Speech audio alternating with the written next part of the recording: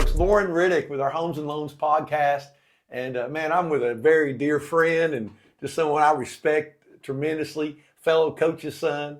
Man, this is Coach Wes Lambert, head boys basketball coach at Maryville High School. He's also a state champion as a player, was able to take Maryville to a state championship. I think the first one, is that right? Yep. First one, and just has done an amazing job. And second year, Wes? Yes. Second year, he took them back to the state, and just doing an amazing job. So if you're out there, and we're going to talk about many things today, but man, if you want somebody that's going to do a world-class job, man, you couldn't have anybody better than this guy. I don't sign off on too many people, but I do not hesitate talking about Wes Lambert. And of course, we definitely want to give big Coach Randy Lambert a shout out. Coach Lambert out there, man, love you so much, man. You had so much to do with my development as a player and a young man. I remember many times, Wes, I think I told you the story that, your dad would either make sure one of the back doors was unlocked, or when the security guys would call and go, who's the guy that broke in the gym? Oh, that's Riddick, let him play. So I'll forever be thankful for that, and we'll be connected that way. But, before we get going, like I said, just a world-class guy here. And Wes, the first segment is we just talk about kind of where we're from and how we grew up and all that. And, man, I'd love to share with everybody just what's your earliest memories, and obviously Blount County boy. Oh, yeah.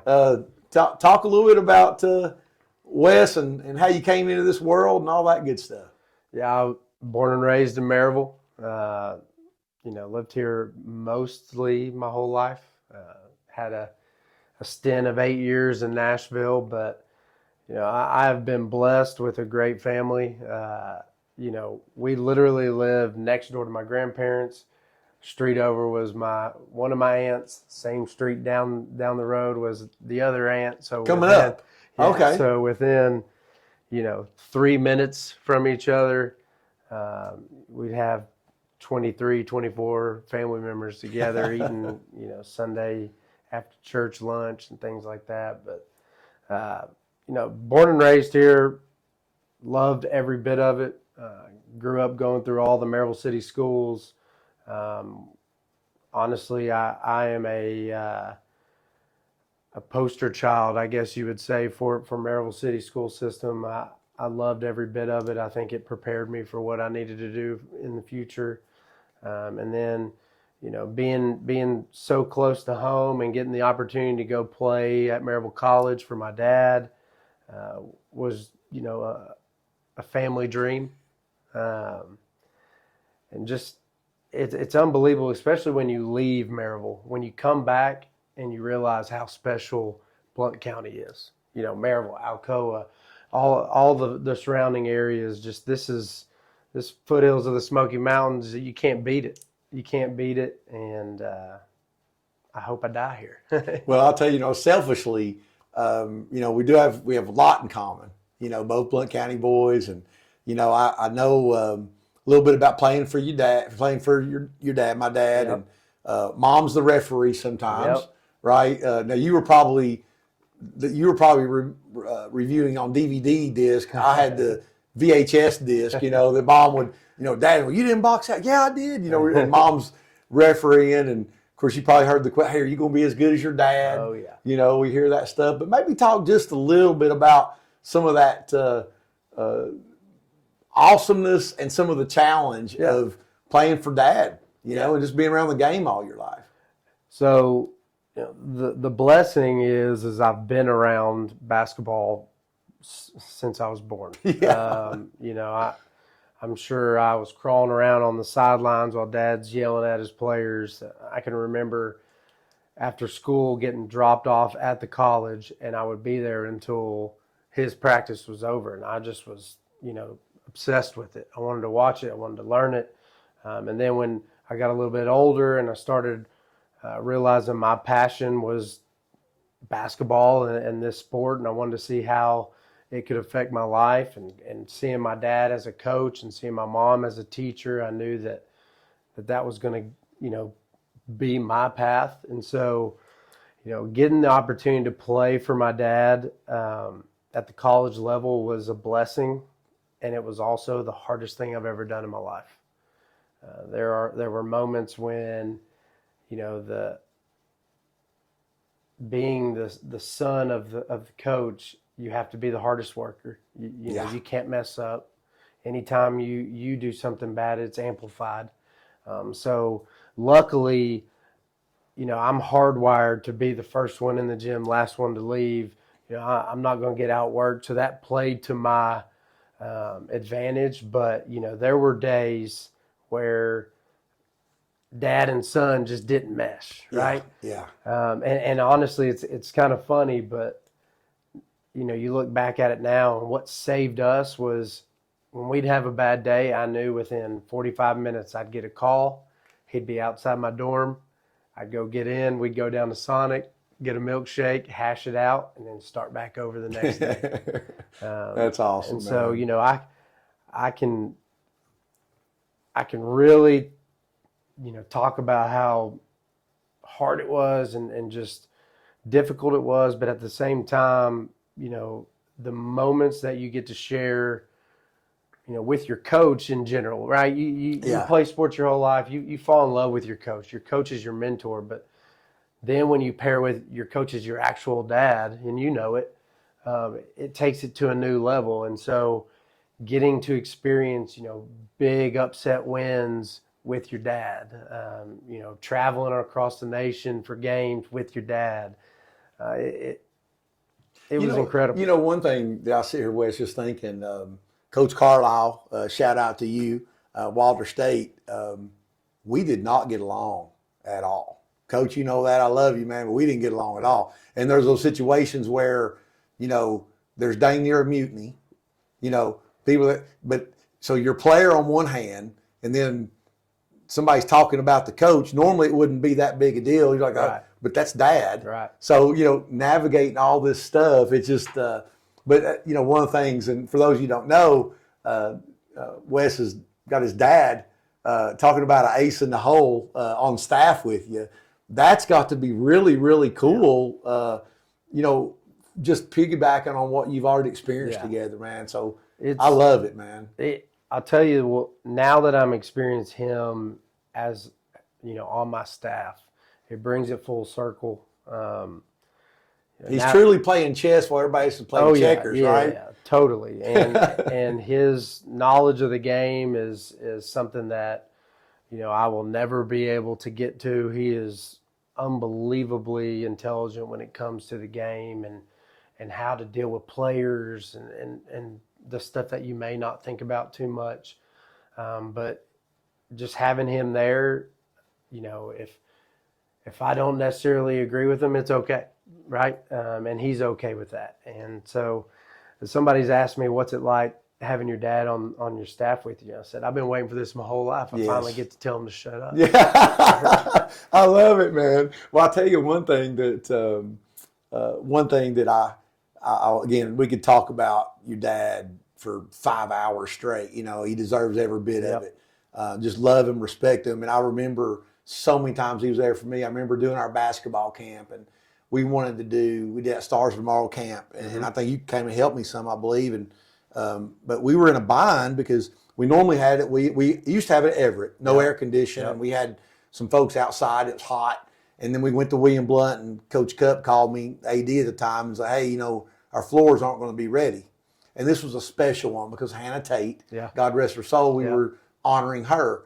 And your dad worked it out in just a few weeks.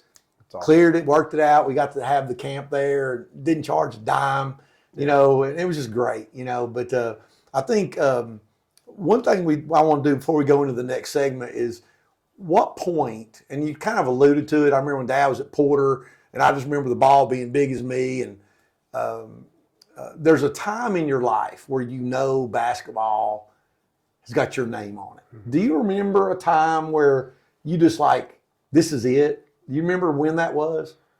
Yeah, honestly, I think fourth grade. Okay. I can remember getting pulled aside by a fifth grade teacher in after school care, and he's John Garrett or Mr. Garrett.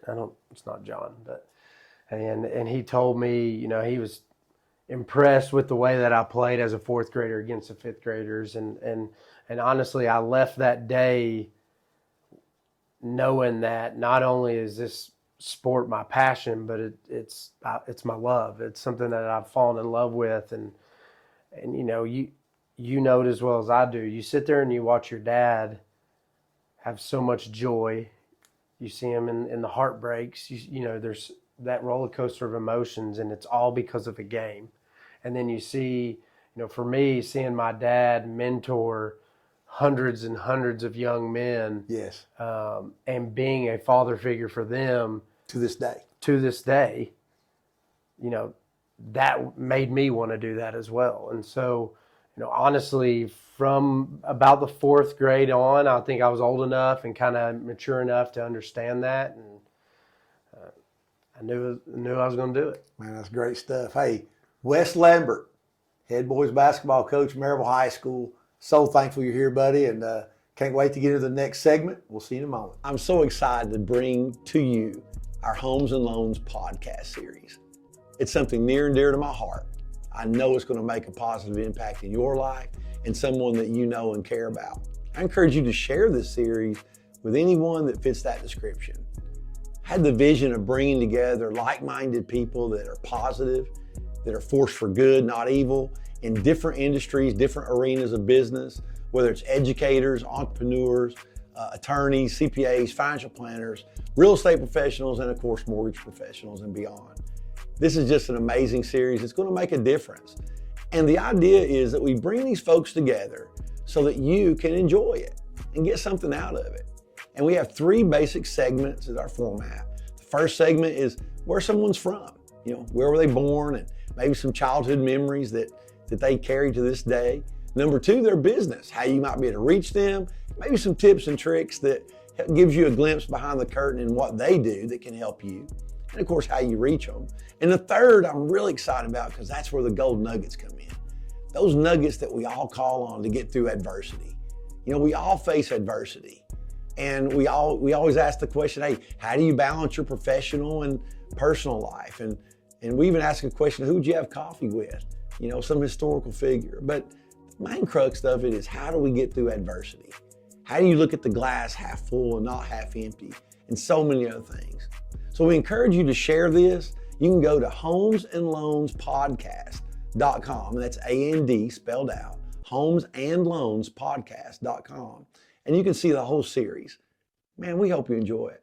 Share this with someone you care about. It's going to be great. Hey, folks, Lauren Rick again, Homes and Loans Podcast. And you want to see our mini episodes, go to homesandloanspodcast.com, and there's a great library of stuff that, we just hope you get something out of it, because we are making a positive difference through collaboration. And I'm here with Wes and man, Coach Lambert, appreciate you coming. We spent the first segment talking about just a little bit about, background and how you kind of got started and being around the game. And that kind of leads us into, what inspired you to do what you do for a living, and what's watching your dad and being around the game and seeing the impact that he's had. Yeah. One of the things, before we get too deep into it, what do you, being a head coach is a big responsibility, right? A lot of people understand, you have your players, you have administration and faculty, you have parents,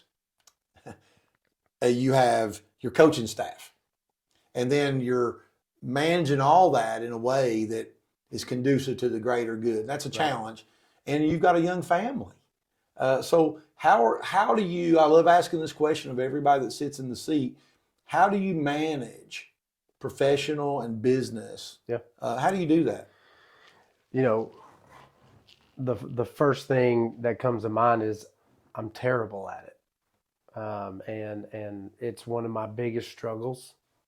It's something that my wife and I talk about a lot. It's hard for me to turn off work when I get home. And my wife has done an unbelievable job at kind of guiding me along the way. She's very, very good at taking a step back and looking at Being it. that buffer for you. Yeah, and one thing that she has taught me is the more intentional you can be, the better. And so, it may mean when I come home, I put my phone up. I don't need it. Yeah, I can check it later. If it's something dire necessity, they'll call in, right?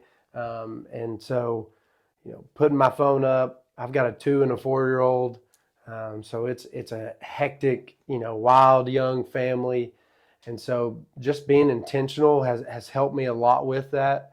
And I'm still growing. I'm still learning how to do it. When we lived in Nashville, we didn't have any kids, and so I was a head coach, but I didn't have, my wife, she likes to paint. She's a really good artist. So she wouldn't even know what time it'd be when I'd come home from practice because she'd be lost She's in her her art, world. right? But now, it's different. And so relying on your close friends, your close associates and family members to help you along the way, um, you know, there is a huge skill to be learned in any business in like intentional delegation. So like don't my problem early on in my career was I've got to do everything because I got to make sure it's done the right way. But instead, surround yourself with people you trust, surround yourself with people that have the same common goal, and trust that you can, delegate something to them, and it's going to happen the right way. And that's been hard for me, but that's been helpful. And as a coach, you are nothing if you don't have a good wife, right? The Right. coach's wife is probably one of the hardest jobs out there, um, especially when your family's, you're a young family and you're starting to have kids. I can't fathom how hard it is for my wife at times to have to put both of them to bed and then catch our game on TV if we're or on streaming if we're away, and that's tough. And so finding time to thank the people that are sacrificing their lives as much as you're sacrificing Yes. yours. Have you found as Mama Glenda and her kind of collaborate a little bit? And Oh yeah, for sure. It's same mentality as I said earlier. You rely on people that have the experience, and so my mom can give my wife some experience in the coaching wife world, and we just it's big.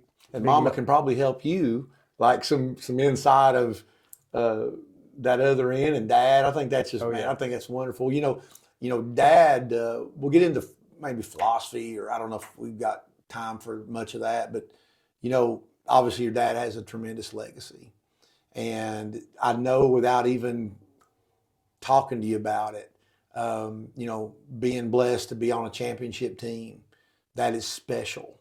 You cannot replace that. And I know one of the things that I will take to my grave and then is that any chance I could have to impact children and players and let them be a part of a championship mm-hmm. thing is so sacred.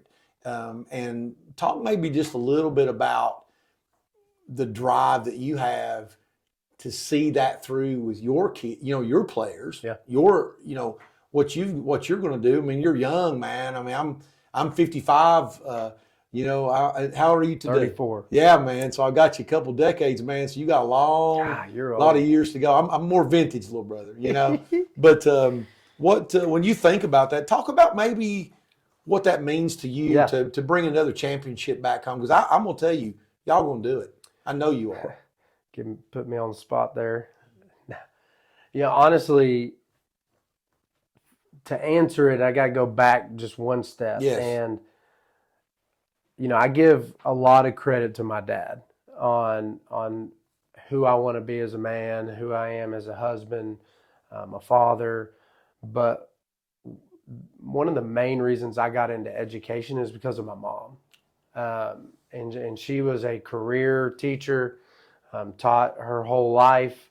And I got the privilege to kind of start going over there when I got older because she ran the FCA for her school. Yes. And so when I was in high school, I would go over to William Blunt's middle school at the time and go to their FCA and help out with that. And then when I got to college, I'd start bringing some athletes there. And so to watch my mom, lead these kids to the ultimate, the ultimate destination, really, lit the fire in me that's what I wanted to do. So, now you fast forward to where I am now, and I struggled with, did I want to go high school or did I want to go college? And you've experienced both. Yeah. In fairness, right. you've coached on both. So I got levels. to be at Belmont as a grad assistant, and then from there had a couple of opportunities to go straight into it. But ultimately, my year at Belmont made me realize that I wanted to be in a young man's life when they were still figuring out how to make decisions. Not, and you're still doing that in college, right. But when you're in college, your foundation's kind of set, right? And so I wanted to help build that foundation. And that's why I chose the high school route. And, for me, obviously in basketball, the end goal is to be a state champion. And there's nothing like it, right? I was lucky enough to win one as a player. We were lucky enough to get there this year with, 4 starters were sophomores. That's right.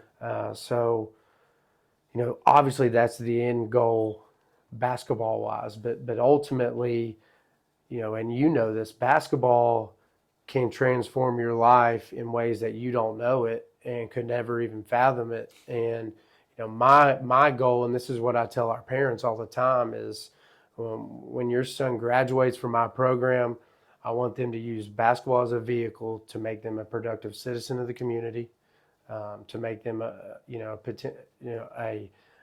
good husband, a good father, all of that. And we preach love, we preach servant leadership, all of those things before we talk about X's and O's, and it helps. Yes. It's not rocket science, right? Yes. If you can create good young men and then start working on basketball, that's the foundation you need, and that's always been my goal. Whether we win state or not, obviously it would be nice, but knowing that we've got kids that are hopefully going to go back to their community after college, once they leave me, come back, and now they're the next generation to hopefully carry on a good legacy. One of the things I love about the vision that we had about putting on our podcast and making a difference is I just had a eureka moment. We kind of touched on it earlier, but being in 3 decades of all commission business, I mean, obviously, I hope someone out there, when you are watching some of these episodes, if you have a real estate need or a mortgage banking need, hey, I'd love to take care of you. But at the end of the day, I can't worry about winning the championship, so to speak. I don't worry about taking care of people and doing their job right, and the rest will take care of itself, right? Helping enough people get what they want, and it's really what you're saying. I mean, it's like you build the kids champions on and off the court, and everything else takes care of itself. Exactly. We tell people, for those of you that don't know the game, you tell a kid, you may not make every dribble, you may not make every pass, you're sure not going to make every shot, but hustle. Loose balls, rebounds, getting back, doing, playing for your brother or your sister if you're a girls' team. There's nothing like that. Nope. And that translates into exactly what you're talking about. So I love to hear that, man. I think probably, before we go into, I think it's important, obviously, folks, I said, Wes is already got, but he's building a world-class program. And like I said, Maryville is a wonderful place to be. I'll say Blount County. I'm an Alcoa boy at heart, so it's just a little tough. I know I had the opportunity to come and talk to Wes's team last year, and it was the first time I ever put on the Maryville. Coach Mike White let me borrow it, and it's strange how it felt weird, but I was so honored to be able to do that. And but let me tell you, world-class guy, and if my son was coming up, there's no one that I would trust more than them to be in this program. I mean that. And the moment that you meet his players, you meet what they're about, come to ball. I tell you, your X's and O's are superb. Kids play hard for you, and I'm expecting great things. I know you're going to do amazing, more things. Wes, what would you say about your program? I mean, I don't think you can get. I know there's recruiting rules, but if you were looking out there and there was a young man and a family out there, if you look out there, tell them how they can follow you guys. I know it's fancy days, Twitter accounts and all this, but maybe just take a moment, just a little bit about. I mean, obviously, you just said a mouthful about, building them up and teaching them to make good decisions and be contributors to community. But take a moment to, pitch your business, if you will. Yeah. No, it's pretty simple. We want to be passionate in everything we do. We try to find ways to give back to our community. We go and do clinics for we were out in Mentor. You know where Mentor is? Oh yeah. We did basically a little mini camp out there on grass. Goal with grass, and it was awesome. We had like 40 kids out there, and our kids love doing that. So it's kind of like threefold. We're going to give back to the community. We're going to find ways to directly impact those that are supporting us. The middle part, and maybe the most important part, is I'm going to build, the player up. They're going to know that they're loved by me. I'm going to tell them I love them because I do. And it's hard as a grown man to say that word, right? Love. It seems kind of like you're not tough enough, but I hope my players learn to use that more than anything. And then the third thing is the basketball side of it. And we pride ourselves on what we teach. We pride ourselves on how we feel like our guys leave our program and understand the game better than they could anywhere else at that level. Well, the thing about love, and when we close this out, this second segment, I was in Vegas at a business conference, and the guy got up and he says, "Well, hey, if you were standing, next to a tank of hungry sharks, and 10 feet out, there's a float with $1 million in it. You're probably not going to jump in there. But if one of your players fell in, oh yeah, you're in. Yeah, like you're not even thinking about it, right? So for sure, that love ingredient, there's nothing like it. And when you love, man, there's no way you can stop that. And that's why you do it, right? That's why I am who I am. I can remember in Nashville, where I used to live, I had a player going through some tough times, and I said, "Hey, just come over." Right? At the time I'm 30 years old. My wife, she was out with some friends or something, and I had a player come over, and we sat on the back porch and we both cried, and we just sat there and cried. We hugged it out. I gave him some advice, and I think he listened, and he's still on the cell phone. I guarantee you. Oh heck yeah, he is. And then now that individual who was struggling, so at that age, it's the end of the world, right? I don't even remember what it was. Probably a girlfriend or something. And then a couple of weeks ago, he gets married, and so it's neat. It's awesome to see that, and it's hard because you don't necessarily see the instant gratification of it. It's kind of a long play, right? But when it does play out, it's like fine wine. Coach Wes Lambert. See you guys. Hey folks, I just want to take a moment and thank you for looking at our podcast. I hope you're enjoying it. We truly have enjoyed putting it together for you. And I want to take just a moment to talk about the Lauren Riddick team, Homes and Loans. My mortgage practice has been going around for over 25 years at the time that we're putting this together. And I'm so proud of that. We've been able to help clients and referral partners all over the country. Texas, California, Colorado, Washington State, Florida, everywhere in between. And of course, our beloved home here in the East Tennessee Smoky Mountains area. I love helping our clients. Whether it's a home or a loan, we'd love to help you. Now, my mortgage practice specializes in traditional forward lending, whether you need VA, FHA, rural development, conventional, we absolutely can help you. But I want to take a moment to talk about something near and dear to my heart the often misunderstood, wildly popular home equity conversion mortgage, reverse mortgage. Now that's available for folks that are 62 years or better, for yourself or someone that you know that you care about that needs to know about this amazing program. Whether you want to use it as a leverage point to give warm-handed gifts instead of cold-handed gifts, live more independently and make sure that you're not burdening your family, or just put together a line of access that you can use for down the road that has unbelievable benefits. Love to share with you more about this amazing program. And just in short, how cool would it be to have an optional payment that did not have to get paid back until up to 1 year after you pass away, or up to 150 years of age? It'd be pretty cool. Therefore, letting the house owe the debt and not you. It's been over 1 million facilitated since Ronald Reagan got behind in the late 80s, including my beloved parents, Jim and Edna Brennan.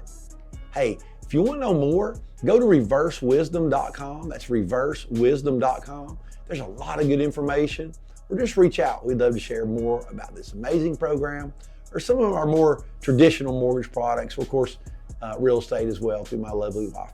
All right. Hey, listen, we are on the final segment with Coach Wes Lambert, and man, this has been great, Coach. Thank you. Thanks for having me. Man, dude, I love this, man. This is great. We've got, it's just awesome, the energy, and I know, I guess just, I'm excited about the future, man. I'm excited to see what you do, and as a basketball lover and fellow coach's son and all that, and just to see what you're doing is great. Yeah. But, hey, we all have adversity, right? No matter what we're dealing with. And I'd love for you to maybe share a time, whether, from the time you started coaching, that you had to deal with some adversity, and how did you get through it? Yeah.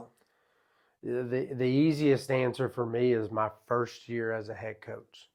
Obviously it didn't matter where you coach, your first year is going to be difficult. Now take that, and my first year at Nolensville High School in Nashville, I only had freshmen and sophomores playing a varsity schedule. Oh, wow. Yeah. Was there just like a mutiny? So it was a brand new school. Okay. And we were going to add a grade each year, but we didn't get we had to play varsity. So you were like the We Are Marshall version of, okay, I got you. And not only did we have to play a varsity schedule, but at the time, CPA in Nashville, who was a dominant private school, was in our district. And so I knew it was going to be, hard. I mean, it was going to be incredibly difficult, and you got to find ways to stay engaged and stay in the moment when losses are coming one after another, right? And not winning is not in your DNA. Yeah. Right. And so that first year was very hard, not only because we were young, but we're trying to build a program. We're trying to build a culture from scratch, right? And some say that may be easier than going in after somebody else and fixing it. It probably is, but the fact that we, all kids were new, nobody knew each other, everything was brand new. It was very difficult, and it was a lot of energy had to be poured into it, and honestly, it was great. I think we went 8-18 the first year, right? But in those 8 wins were unbelievable, right? We had a buzzer beater win that I can still remember. I can remember my assistant coaches jumping up and fist pumping with just freshmen and sophomores. And then you see, going through that adversity as a group is only going to bring you in closer, right? And that's why I'm a huge advocate of teams, whatever that is, whether it's in your business aspect or actual sports. Being a part of a team is something that you can't replace. Right. And so going through so many hard times made us better the next year when we made it to sub-state. Wow. With no senior class. Wow. And then the next year made it to sub-state again with the first senior class, won the region. And so, all that was because that first year was so difficult and so challenging. And when things aren't going well, that's when attitudes start happening or fingers get pointed, right. And so obviously winning solves a lot of issues, but yeah, man, it was challenging. It was hard. So let me ask you this: when you think about adversity, whether it's on or off the court, what are some words of wisdom that come back to you Yep. that maybe it's something you heard your dad say to a team, or maybe grandma taught you, or you saw at a conference, or you Right. heard from another mentor? Anything that comes to mind? So my first initial answer is short-term memory, right? Okay. You know, you're always something bad's going to happen at some point in your life, and how you bounce back from it, how you recover from it is who you are, and it's going to shape you, and you got to be able to embrace the negativity, embrace the adversity, and hopefully grow from it. And so short-term memory for me is if something bad happens, I got to get it out of my head, like a goldfish, right? I got to get out of my head, go to the next thing, next up. And you carry that mentality into anything. I tell my shooters, right? They miss 3 or 4 in a row, short-term memory. And to me, that's been like the personal mantra that I would say in my head if things aren't going well, right? Because at the end of the day, I'm extremely blessed. I've got an unbelievable family. I live in an unbelievable community, right? I got a house. I got a car. So nothing is going to be so bad that I'm defeated. Yes. And that's where I've got to have that short-term memory and keep pushing forward. Man, I love that. I think that brings me to a memory. Years and years ago, there was they called it a Get Motivated seminar. And it would be speakers from like Zig Ziglar, and it was over at Thompson Bowling. Peyton Manning was in there, and Lou Holtz, and all these different people. And it was a Christian-based message underneath it, but it was basically no charge. And you went to the Civic Coliseum, and they packed the house, man. You had different levels of Right. close or far away, but Peyton Manning talked about, like, what's some advice you got from your dad? He said, well, he taught me to get to 0 as quickly as I could. And what he talked about was after every play, it's 0, whether it's a touchdown or a pick six, which Same it's mentality. exactly. Yeah, that's awesome, man. Well, I'm about to ask you if you could have coffee with any historical figure, who would that be? But before we do that, I want 2 quick things. One is we talked about the program. I didn't get a chance. How can folks follow what you're doing there at Maryville High School? So we're pretty active in the social media world. On Twitter and Instagram, it's MHS Rebels MBB.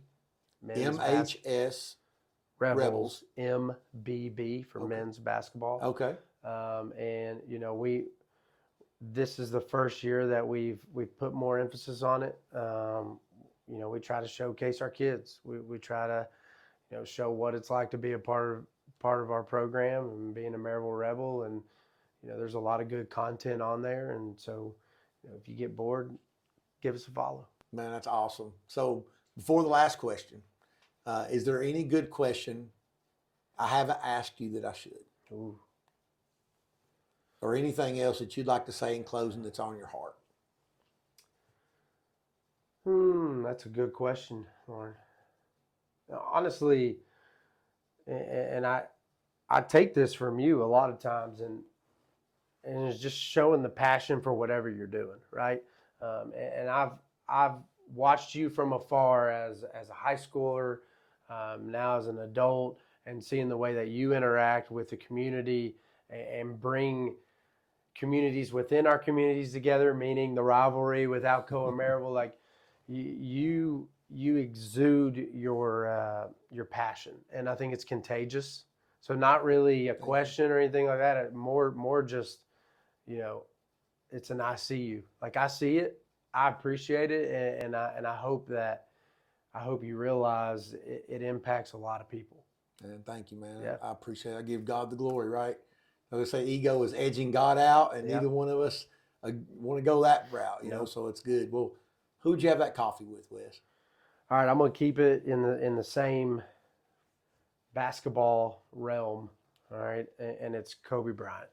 Okay. I'm a huge Kobe Bryant fan.